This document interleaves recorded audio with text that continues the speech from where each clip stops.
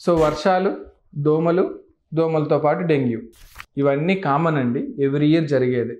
వాటితో పాటే ఒక రకమైన మనకు ఒక మిత్ ఏంటి సార్, డెంగ్యూ రాగానే ప్లేట్లెట్స్ పడిపోతాయి. ప్లేట్లెట్స్ పడిపోగానే పపాయ లీఫ్ ఆకులు, బెరడులు ఏది కావాలంటే అది తాగటం. సో ఫస్ట్ థింగ్ ఏంటంటే, డెంగ్యూ వచ్చిన ప్రతి పేషెంట్కి ప్లేట్లెట్స్ పడిపోవాలని రూల్ లేదండి, అది పడిపోతుంది అనేది లేదు.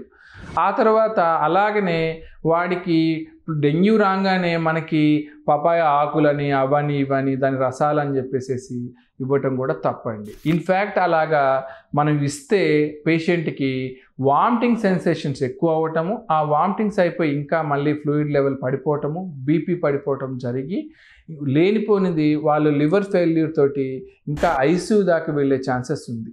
మనకి అలా ఉంది అన్నప్పుడు ప్లేట్లెట్స్ పెరగటానికి సంబంధించిన మందులు ఉంటాయి కొన్ని, లేదు అంటే మీరు డాక్టర్ గారిని సంప్రదించండి ఫస్ట్, దాన్ని బట్టి మనం ట్రీట్మెంట్ చేసుకోవచ్చు. అంతే తప్ప వాళ్ళకి ఈ పపాయ జ్యూసులు గీసులు ఇస్తే మాత్రం అది ట్రీట్మెంట్ లాగా జరగదు. To like, comment, share and subscribe for regular health updates NASA Hospitals.